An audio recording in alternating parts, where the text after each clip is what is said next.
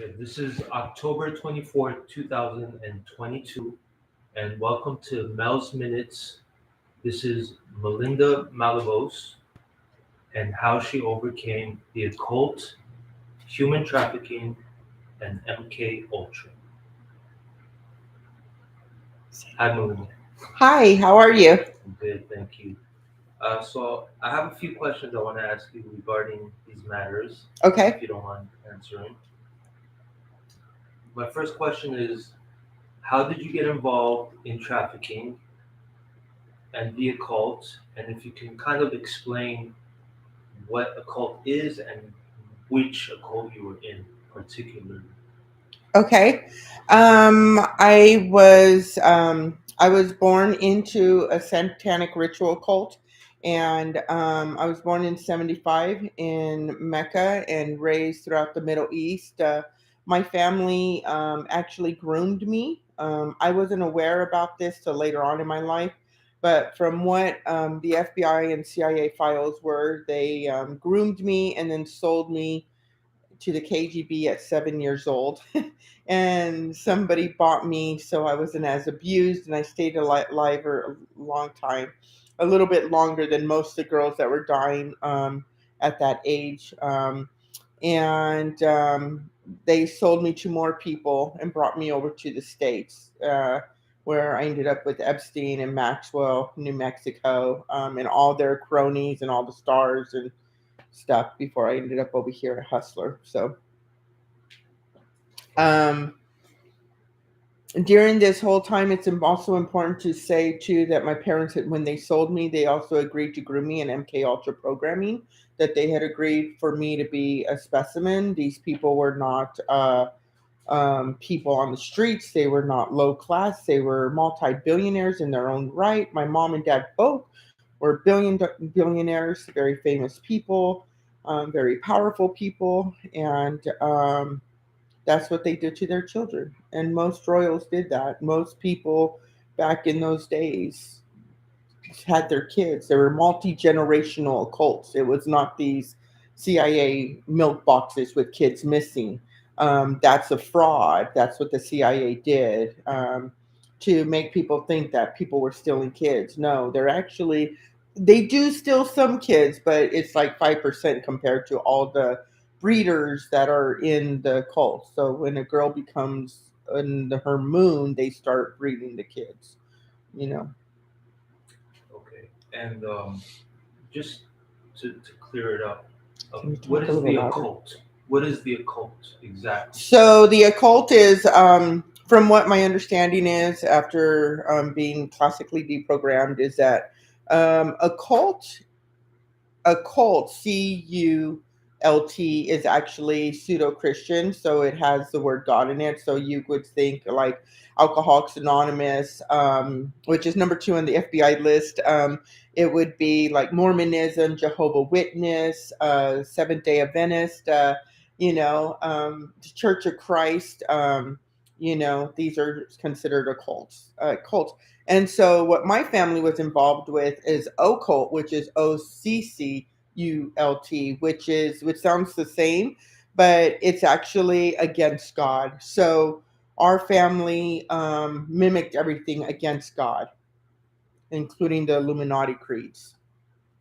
Okay. And MK Ultra. MK Ultra was a classification. I was under beta sex slave programming and monarch butterfly programming. I hate three buying notebooks because of this, because our handlers would always have like a list of codes on the book, and whatever code they would say we would go into, and they would do trauma based programming on us, meaning they would rape us, they would brutally torture us. Starve us, psychologically harm us, and really mess with our mind, gaslight us, all kinds of weird stuff, right? And they would make us split. And the chronic abuse I've been through every day was so severe that it was like I was on the corner of the room watching everything happen, like, or I was up on the ceiling watching what they were doing to me. And it happened enough times that I became DID, with which is dissociative identity disorder. which is a more personification of MPD, which is multiple personality. So multiple personality is just splitting has happened and the fragmenting is happening, but it hasn't personified into different personalities. That's a lot, I know. I'm so sorry. Um, It's a blessing to be here today live. and, how did you hold your core while you were in that process? Um, the question was, how did I hold my core in the process? You know, I'm not sure. Other than God created my brain with the ability to be able to fragment, because I watched a lot of kids die. I watched a lot of people die in my whole life, and I thought they weren't strong enough, and I was stronger, and I had a warped sense of reality. But that wasn't it at all. It was that my brain split during the trauma instead of accept the trauma, and that disassociativeness actually saved me. The problem was that after when I decided to integrate in my deprogramming, after 22 years of deprogramming, I decided to integrate all those personalities. And when I integrated those, I cried for 6 months straight because I had to feel, do, and heal every single thing that happened to me.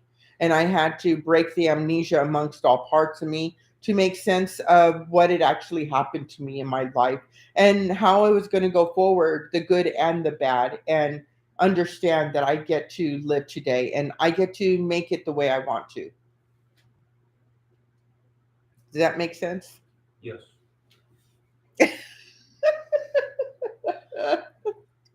Um, this okay. This might be a hard question, but Okay. if you can tell me about the most difficult situation and then how you got out of it, if you can remember the most difficult.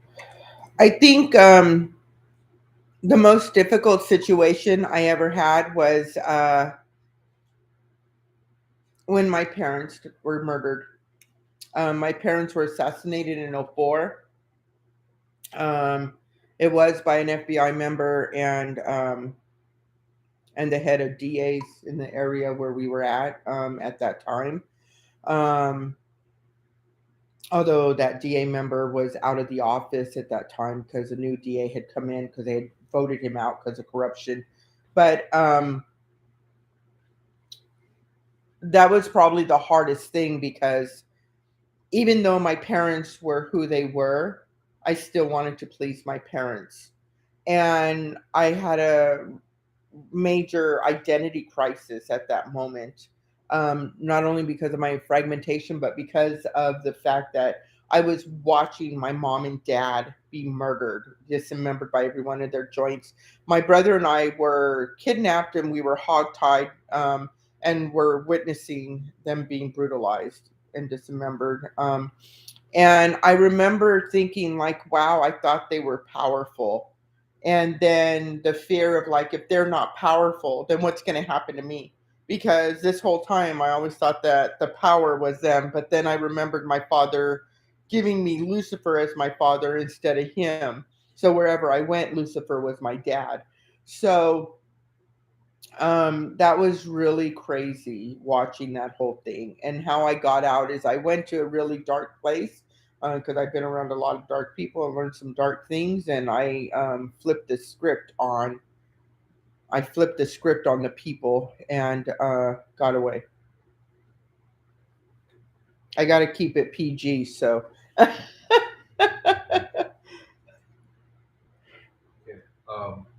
What was your turning point?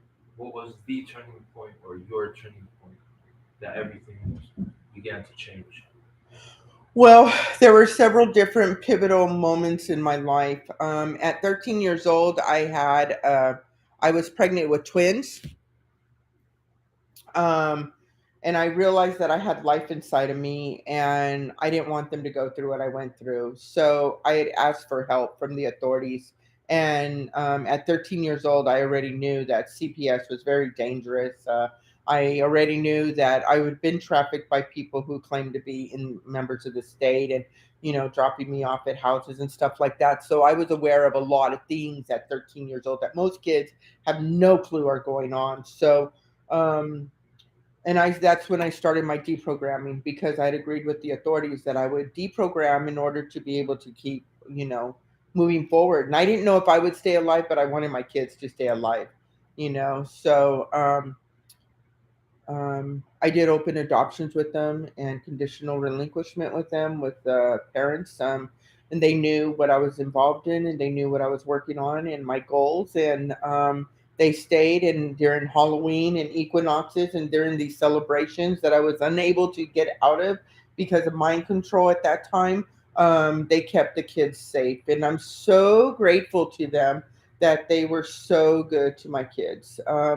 And that they provided safety, and they were good to them. And now, the kids they're older now, and they've come to understand. But at first it was really difficult because they didn't understand why men in suits were always watching them, because who my family was and who I was in significance with my family. So it was really weird being sold by my family, but yet being tracked by my family and used by my family still in the trafficking ring globally. This just wasn't in one state or anything. I mean, these were global icons, and global people. So it was very, they say jump, you jump, So I was really grateful to. So that was one instance. The second time, um, when I was diagnosed with breast cancer, in '01, I just went through lumpectomies and lumpectomies and so forth, and localized radiation.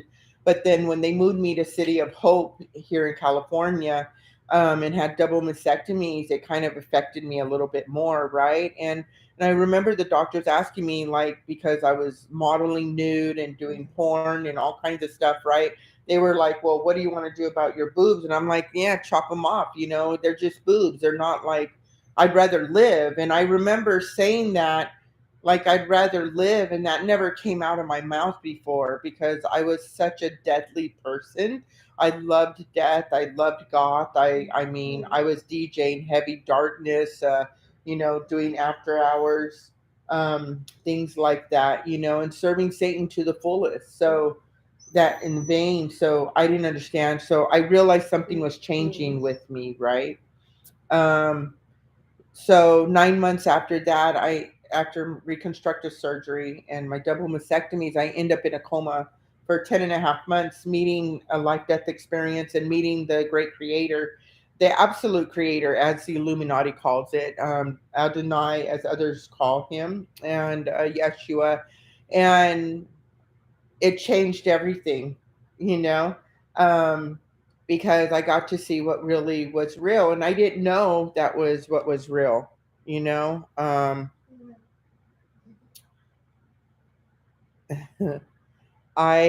Sorry about that.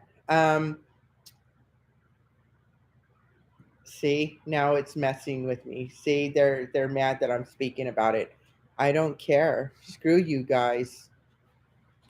Um, so the crazy thing about that is that, we're just going to pray right now. My story gets the right to be told, and I get the right to live, and I get the right to speak, and my testimony beats the devil in every way possible. Whether it's sex slavery, whether it's a cult, whether it's blood rituals, whether it's a covenants, whether it's whatever it is, leashings, all this stuff. It's like so important that people know the truth about this stuff, and that kids understand that you don't have to go this way if people do this with you, that you can stand up and say no. So, in the name of Yeshua, as we continue this, may no more interruptions in the precious blood of Yeshua Messiah. Amen. Amen. So, after that, I came down paralyzed. God sent me back for his purpose. And I don't mean little g God, I mean big G God, the absolute creator. Um, my dog Samson is like, yeah, mom. Um, um, I came back and I was paralyzed from the neck down and in a wheelchair, and ended up homeless on the streets of Hollywood. And um, Beverly Hills, and that was really crazy because I thought God had punished me for the life that I lived. But even at that, that was a million times better than any life I'd ever lived before because my soul was free from the darkness and my mind was free and I had peace of mind. The thing was is that I had realized the darkness I had been living in, and all the people around me were the devil's people, and they had the right to kill me because I was their high priest and I was their madame and I was in these higher level situations, right? And I remember the day, because of cancer, I right before I went into my coma, I was at the Erotica Awards in '09, and with security and with Dominion, and which is a dungeon in LA. Um, and I remember having to do an interview with Lexington Still, and Belladonna and Jenna Brooks and all these people, Nikki Taylor and all these, we were winning awards and everything. And I remember feeling so disgusted that, like, wow, I just, they were like, aren't you excited? You won the best, blah, blah, blah. And I'm like, God, anybody can lay on their back. I wanted to be a woman. I wanted to be a woman with courage. I didn't want to be looked at like a piece of meat. I wanted to be cherished. I wanted to be honored. And I really realized at that moment that I wanted a man someday to love me, cherish me, and adore me. And I didn't know what that would meant, but I know that I was on a search for it. So that was the week before I went into my coma. I was just so disgusted. And I remember going home upset that night, and because I didn't go party out with everybody that they wanted me to. I ended up going home and I tried to smoke some drugs. It didn't work. I didn't get high. I tried to drink. I couldn't get drunk. I couldn't do anything. I had hit my limit, and I was done. Nothing could ever change that ever again. I was done. I was out. You know, and on Halloween of 2009, um, which was a week before I went into my coma, um, I decided to go to a recovery place with my dungeon sisters because they always take you in pairs. You always have people with you when you're part of the leadership, in these places because you're never alone. That they keep you embedded in the web. And so I asked my dungeon sisters if they would take me to recovery because I think I got a problem with drugs, right? And that was the excuse I used. And I went into the meeting and I asked, I said, I don't know like what you guys do here, but I was told that I could find some help here, you know. Um, and I can say like this is in 2009. Before that, I was in 2006. During my whole cancer stuff and going through my coma, I had started school for drug and alcohol counseling because I figured, I'm a scallywag, and I'm just saying that because that's like everything encompassing evil, right? And I was able to start learning and growing, and even though my Johns were dropping me off at school, my professor stayed in touch with me and encouraged me and kept having me grow. So I was getting positive stuff, and I had learned in the drug and alcohol school that Alcoholics Anonymous was a good place to go for help. So I go into this meeting and I meet some people. I decide to get help to go see I'm dying of cancer. I'm going through chemo. The breast cancer has spread to my brain and my bones, and I no longer want to do features. I no longer want to be in porn. So I asked for help. Somebody shows up and says, I'm going to help you. I'll meet you tomorrow. We'll go get your things. We end up going, we met the next day. We go to get my things. And the reality of what my life, even though it was so powerful and evil and everything, was that I was alone with my turtle Om in a hotel room next to the club where I featured most of the time because I was so scared to die alone, and really seeing that in humanness. And then when you open up in the daytime, my room in the hotel and what it was just such a evil place to be. And I saw the condition of my soul, I saw the condition of my life, and I saw the condition of where addiction really had brought me. and the lifestyle and everything. So I was really done, and I left, and I did never came back. I picked up my things. I never looked back.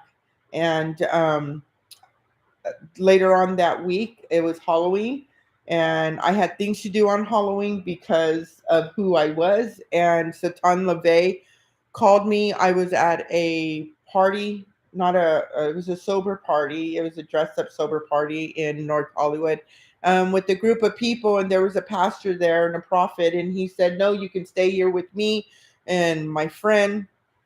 And we stayed there, and we started walking because I started going through PTSD, and I started being harassed by demons and stuff because I wasn't there. Satan LeVay calls me in front of everybody, and I answered the phone, and he said, "You better get your ass here now." And I was like, "No, dude, I'm out. I'm out. Don't you ever call me again." And I hung up on him, and he lost it on me. And they tried killing me several times, but these people really suck at killing people, because I really suck at dying. So they still try to kill me. you know, you think Satan would know how to do that, but he's a wimp. So when it really comes down to it, and it's people, they're big bullies. So um, I went into a week later, I ended up in a coma and beating God. And at that time, I understood like what happened, that yeah. So go ahead. Yeah. Can you talk a little bit about the experience that you had when you were in that 10.5 month In coma? my coma? Yeah. Yeah. So I in the coma, I go into this tunnel. Everything went black because my head was hurting really bad. I called City of Hope and I asked them what's wrong. um I had third degree burns all over my body from radiation, and because I had double mastectomies and then reconstructive surgery, and so in both my breast, and it was very painful. And they said, I called them and I said, "Why is my head hurting?" Because I knew something was wrong with my head, right? And they said it's just the effects of the radiation. It'll leave eventually, but it's just while the radiation is working on you, that's what's going to happen. So I told my friends I'm just going to go in the freezer in the kitchen, because at this time I was like working, because I had a job as a chef in Beverly Hills, and at night I was running the streets and doing evil stuff. So I had these double lives all the time, right? Oh, by the way, this is coconut water. It's not beer. People are so like, "Oh my God, what is she drinking?" um, so um, I literally was like, I go into the freezer because I figure, I got a migraine. I'm not used to migraines, but I got a migraine. I got some head trauma. I'll just go into the freezer and turn off the lights for a minute, gather myself before, because we had like 450 on the books. We had a really busy night that night, and I was just had to get ready. And so next thing I know, I wake up 10.5 months later out of coma. And during that coma, when everything went pitch black, I just saw a speck of light. And I'm like, I want to be warm because I was freezing, right? And all of a sudden, I just go straight through this tunnel into this light, and I'm warm. And then I'm in this room that's like this white room, um, with different lighting that's here in the world, in this third dimension. And I was not hungry, angry, lonely, tired. I was not thirsty. I was not cold. I was not warm. All my sensories were gone, but I was just sitting there, and all of a sudden, like this whole screen was in front of me, right, like panoramically, and it was my birth all the way to my, I don't know. I never saw myself die, but like, it went way past, my coma and stuff. And and I was just like, wow, I recognize these people. I understand. And I'm in my mind, I'm thinking this, right? And I'm just like, as I'm thinking it, it's pulling people out panoramically, right? Like they're coming out in motion. I'm like, oh my God, there's my mom, there's my dad. Now, mind you, my parents were murdered in 2004. They were assassinated then. But like, I was just like trying to figure it all out, right? I'm just like, whoa, where am I? What is going on? And then I see myself on life support, and my kids telling the doctor not to pull the plug. And that's when somebody who is like really tall, I see he's like taller than a sequoia, right? And I'm looking up, and as they're talking, it's I could hear him in my ear, and he's like tickling my ear, right? And it's not like he has a feather in my ear, but it was like I could hear him so closely, and every cell in my body knew that was connected to that thing, right? And so I'm like, oh my gosh, I must be in that in between space. Oh my gosh, I'm in judgment. I'm dead. Oh my God, my kids. Like, I started freaking out, right? Because I'm branded the sixth daughter of Satan. And there's all these things that they tell you in the occult. Like, if you ever meet God, you can never over you can never meet God if you're a Satanist, because you'll never be accepted, because you're only good for this. You're only damaged goods. You're only, you'll never be cherished, valued, honored, respected, because you're a satanic whore, and you're only allowed for this, right? So that's really heavy deprogramming, programming. And so when I told him this, he said, on the contrary, I've always loved you. I always will. And I always have. And I'm like, it, the way he said it, and yes, it was a man's voice, it wasn't a girl's, or there's no woman God up there, um, literally, it shook me to my core and literally, like, let me know that every lie of the devil was wrong. And I knew at that moment that the devil had lied to me about everything, and it started unraveling everything. And that's when the creator asked me, do you want to be mine? And I said, absolutely. And at that moment, he took me up to another dimension, and he demummified me of all the soul ties that were connected, because being in porn and human trafficking and the occult and all the rituals and all these kind of things, these sex rituals, blood rituals, all these things that the occult makes you do, and human trafficking and porn, and all that, this, so the soul ties, when you have sex with someone, you become one with that person. And so I had a lot of sexually transmitted demons. I had a lot of sexually connected things. I had a lot of incubuses, succubuses, all these kind of things. So not only did I have demonic presences on me, I had like multiplicity of things going on with me. So it was like he was spinning me around while he's demummifying me of all those, because I was a complete mummy of all this crap. And something else he also took off of me too was, he took off the, what do you call it, the, like, everything people say about me, like, right, like there are people that are really jealous of me. I don't know why, but they have all these things and amazing things. Like, some ladies, they're like, they got the best boyfriend, they got the best husband, and all these kind of things, but no, they hate me. Why? And so they talk crap, and all, it was like a blanket on me.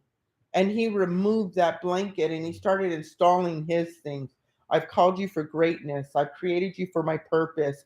And I saw this book as we're going up in, after he's cleaning me up, right? Because when I go into his dimension, which is the sixth dimension, it's totally, it's pure, right? There's nothing lacking there.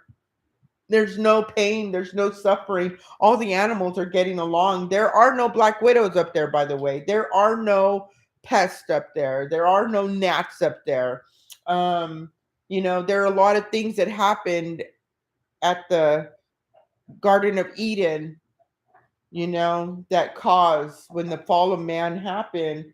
Well, before that, because Eve started to doubt, which the devil still does that today, make people doubt that Yeshua's experience is real with the word. But when that happened and the fall of man happened and sin entered the blood, so it also entered the animals, so it also entered the earth, so it also entered all dimensions. So, um, you know, um, I went up and he showed me the world in his eyes, and I got to see what was real and what wasn't real. And I'll tell you, when I came back and they said they were bringing me back, I said, no, I don't want to go back down there. Are you kidding me? Like, I just made it up here by chance, I just made it up here. He's like, no, I'm sending you back for my purpose. I'm sending you back because I have great things for you to do, and I need you to tell people the truth. I need you to tell people who I am and what and I've saved you for this. And I'm like, man. And before I knew it, I had celestial realms asking me, do you know that you're alive? And they like went like this, and I'm like in my body paralyzed, and I'm screaming because I like woke up screaming bloody murder. Like I don't want to be back. No, like I just wanted to say. So everyone was freaking out because I'd been in a coma for 10.5 months, right? And all of a sudden I'm screaming bloody murder.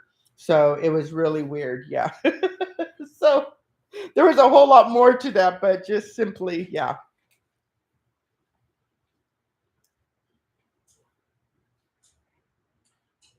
Okay.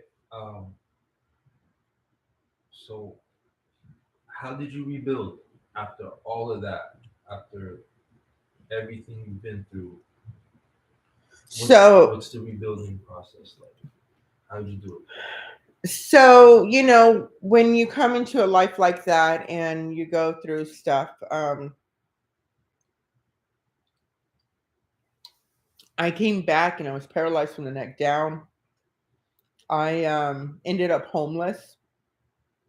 I had people around me making fun of me because I had everything with Satan, and I had chosen God and I'd lost everything and was homeless. And it felt really weird, to be frank, because God stripped away my vanity. God stripped away and I realized like money, easy come, easy goes, right? And it was never my money. And I realized at that time that I had a real serious problem because I had learned that God was trying to teach me that He's my father and He's my provider, right? In all things. And I didn't understand that because everything of me was for sale. My body, my talents, my hope, my dreams, everything. It was never mine. It was always given to me so that I can give it to everybody else. And that's what I learned, that I was never allowed to have my own, right? And so my relationship with God was my own, right? And I didn't even know where to begin with that. I just like started like going toward the light. So I was going to meetings. My sponsor would used to come to me. I was able to do homeless services in Santa Monica to get a small apartment in Hollywood, and it was just a little old hotel room that was a room and just to start over, right? And because I'd lost everything, and I was so grateful for that little space, right? And she had the keys, and she would come in and she would get me for chemo and take me to meetings and my life, whatever was left of it, right? And this is before they put me in hospice. And while I was going to meetings, I started hearing things, right? And in Alcoholics Anonymous, they talk about how it works, right? They read this in every meeting, how it works. Rarely have we seen a person fail who's thoroughly followed our path.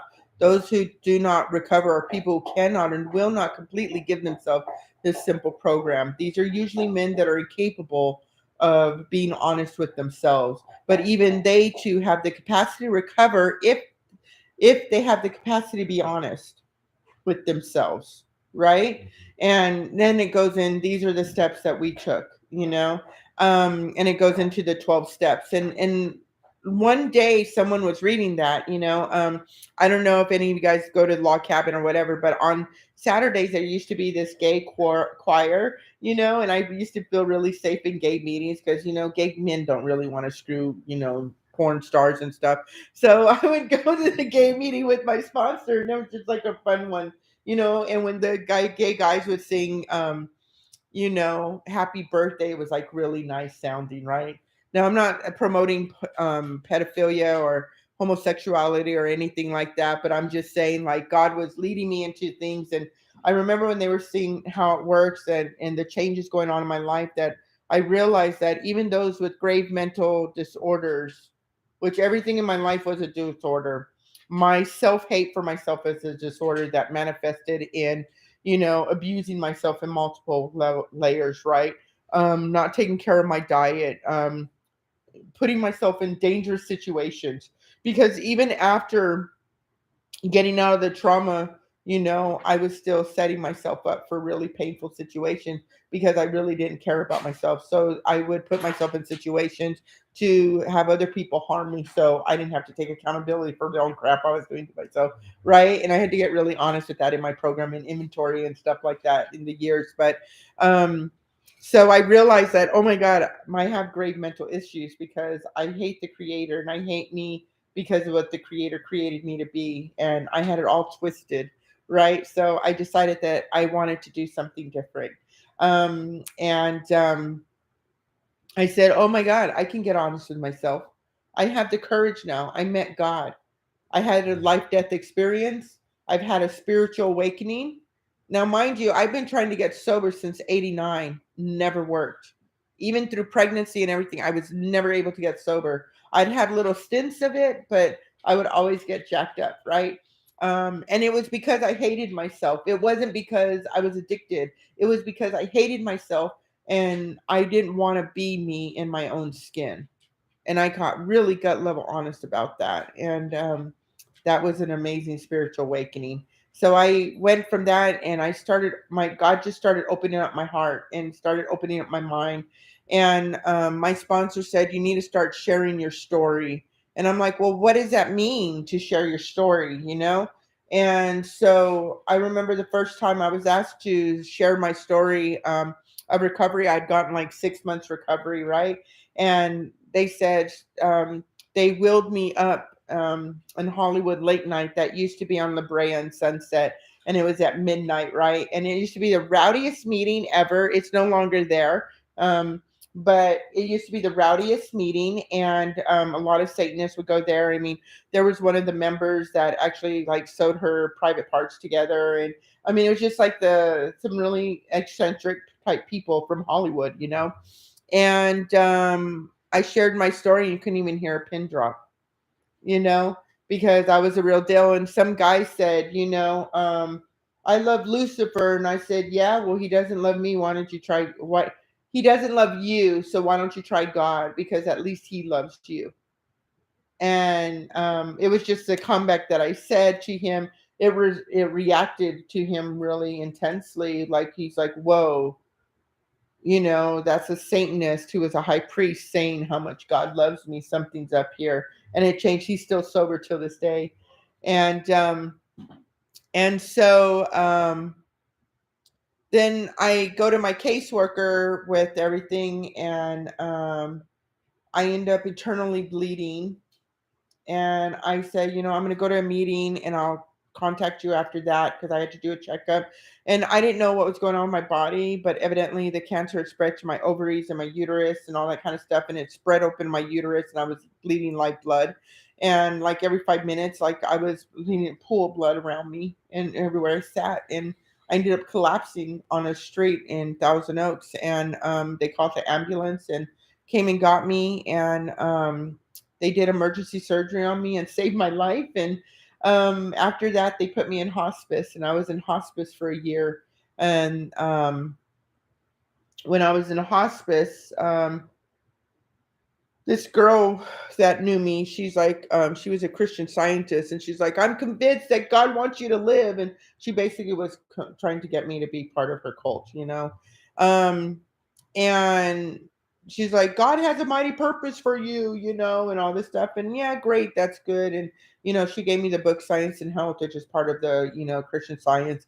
And I was just profoundly touched by the effects of like reading that. And I read through the whole book and everything, but there was a part of it that's like about the food and understanding the measurements of the food with the measurements of God and techniques of the soul and things like that. And it just kind of resonated with me, right? And I was like, oh my gosh, like if I eat right and I live right, then these people that I met, because when you're going through cancer and you're at the Cancer Society, and I'm smoking 3 packs a day, and people are telling me when I'm going through chemo, like there is help. You can overcome the cancer. You don't have to die.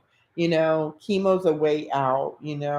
And people were telling me things like, you know what, you really suck at dying. Why don't you try living? And I was really pissed at them. Like, how calloused are these people, right? So I was like, I understood at that moment what they were saying. and that maybe I could live, maybe I could beat this. And yeah.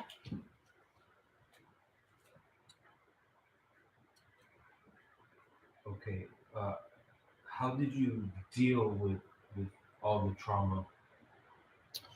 um I dealt with the trauma, man. The trauma is so intense. I came to find out that I was a empath, or empaths are like, I used to think empath meant that you just feel everything and you're real sensitive to everything. I come to find out that empaths were raised by really heavy sick people and heavy psychopathic people and sociopathic people, right? And that they've had to feel their way through everything, and it's really true. Um, I was raised by pedophiles and really sick people, um, and I had to feel my way through how to navigate life because what they told me was never real, never true. So, dealing with that trauma, I had to realize that God doesn't lie to me, so I don't have to lie to myself either, And it doesn't matter what other people think or how they say, but if I'm talking shit to myself, like, and I'm lying to myself, like, I'm shooting myself in the foot, right? So that was one way I dealt with it. So I got really real about what happened to me, what didn't happen to me, what made sense, what didn't make sense, and thanks to my deprogramming and my team of people that helped me overcome MK Ultra, like I had tons of paperwork and tons of things and tests and ink blots and all this kind of stuff. And it was at this time, even though I was diagnosed acute PTSD with major depression with the affix of DID. Then after I integrated, they said I was borderline personality and that I would be on medication for the rest of my life.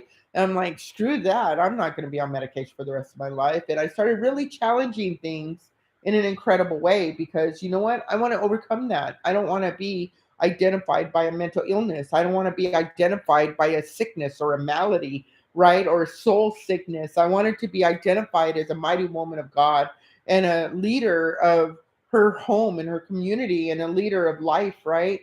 And something started really switching and changing. And I had realized, like, some of my coma experience where God had given me the inspiration and to be able to kind of overcome some of these things. And I started getting this momentum, right? And I walked out of hospice in 2013, a year after I was there, got off all the medications, which was 27 medications, including 4 chemotherapies, and started going through organ cleansers with Dr. Nathan Rab, Dr. Sadie, and Dr. Levetsky, my oncologist, and my team of people, Dr. Lynn, Dr. Van Geen at UCLA Cancer Center and Brain Center, because it was important that I stayed on medical doctors while I was getting off the pharmaceuticals, but it was also important that I had proper medical people around me while I was working with the nutraceutical doctors while I was detoxing too. So at this time, they didn't really have zip drives where you take with all your things. So I had always carrying all these folders, and people of Alcoholics Anonymous loved me, and they took me in and made sure I was able to take all my stuff, until the doctors, because they knew that I could die at any moment. And so they were in contact, and it was just amazing. Like, as I followed through the next step, God provided people in my life. God provided um, understanding. I didn't know who it was going to be, but God always provided, and He always was there for me. And He always was ready to help me for the next step, you know?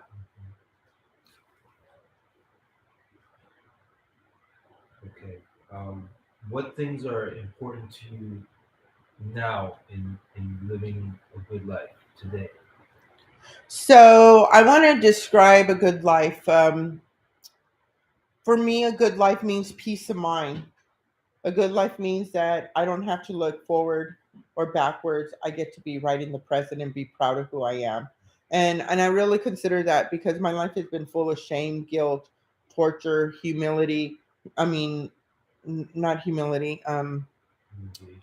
humiliation, all these kind of things, And there's always been people not approved of me, right? I mean, like if my mother was still alive and she would look at me, she would think I was hideous, because my hair's not done, my makeup's not done, whatever, because she was a famous model. Everything had to be perfect, right? But her soul was black as hell, right?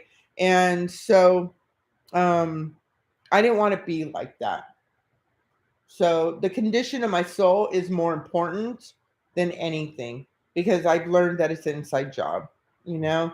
Um, what also is amazing is that I've been working on. I'm abstinent.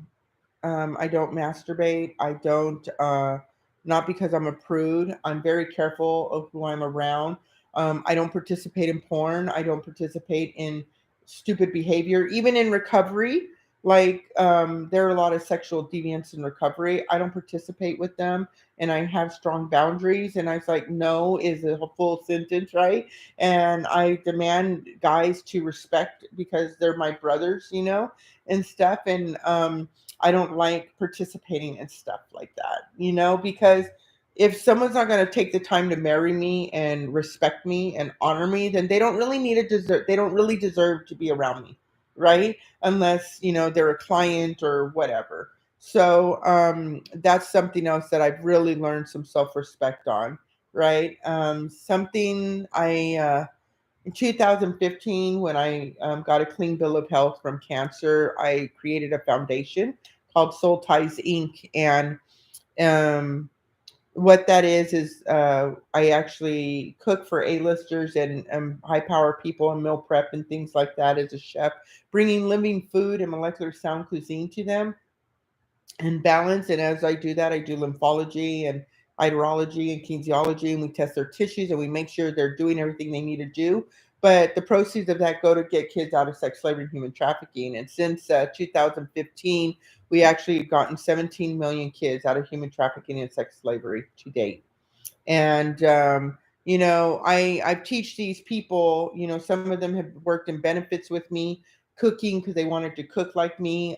Some have gone on to be judges, gone to school, gone on to marry. Some, I've gone to many graduations of these, because we reunified them back with their families and counseling and all these things. And so I teach them that, there is life after trauma, there is life after death, there is life after, life is never ending. Life is what you make of it, and you can get your worst experience and bring it to your best example of life, right? It can become your best asset. There are people that are going to be shaking in their bones when they see the end of the days. Meanwhile, you'll have the courage to stand because you've already defeated the devil, you know? And so this is something really really amazing. And I know, I don't mean to be wearing black tonight considering it's Hallows Eve and this is what we're, like Halloween's coming around and there's rituals and every single night until Halloween. I you know Sometimes I have survivor's remorse where I can't save all the kids. I can only do my best. And I've recently stopped I've recently have stopped um extracting kids and working. I've given up to, Operation Railroad and other people who are doing amazing things that I know are solid people and real people of God. And you know, um, I'm not going on saying politically what I believe, but I have been into tribunals during the jab sessions. I've been in tribunals 4 times testifying against these people that were pedophiles in my life, and I never understood true justice.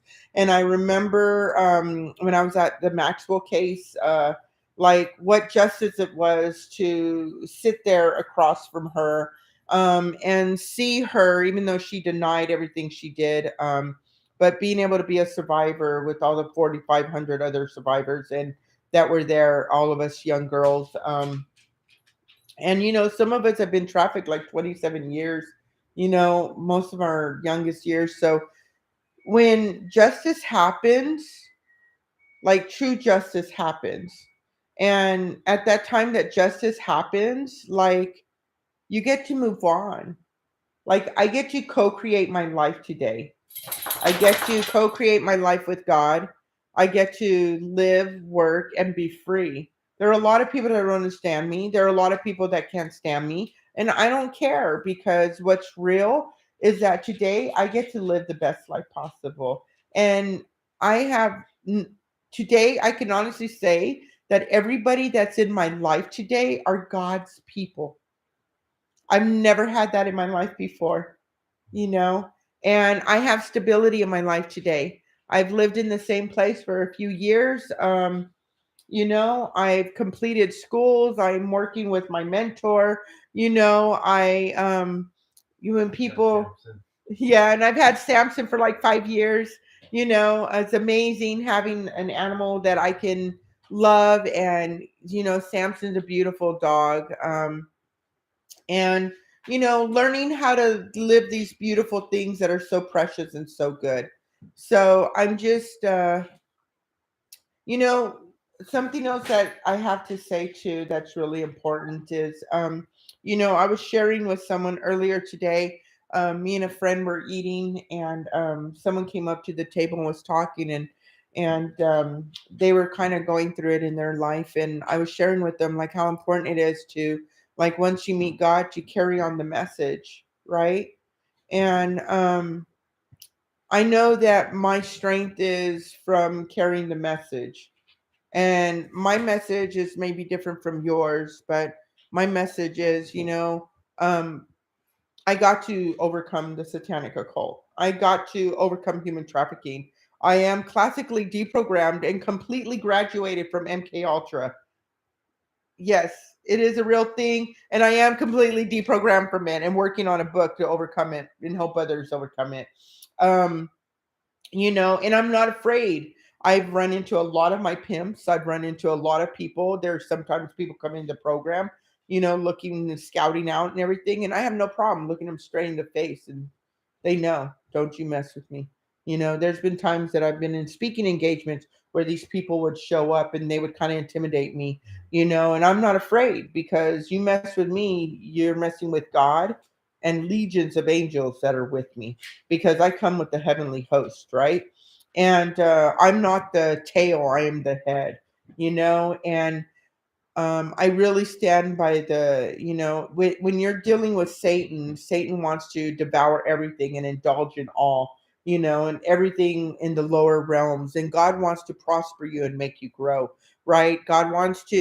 He has plans for you. He's got good things in store for you, and in Him is life forever. And it's just really interesting the contrast, how this world is always like, right now everybody's freaking out because it's all going to be a blackout and everyone's going to die, and oh my god, no, actually God's taking over. And if it goes out, the electricity goes out on the 29th, thank God all the Satanists will be stopped.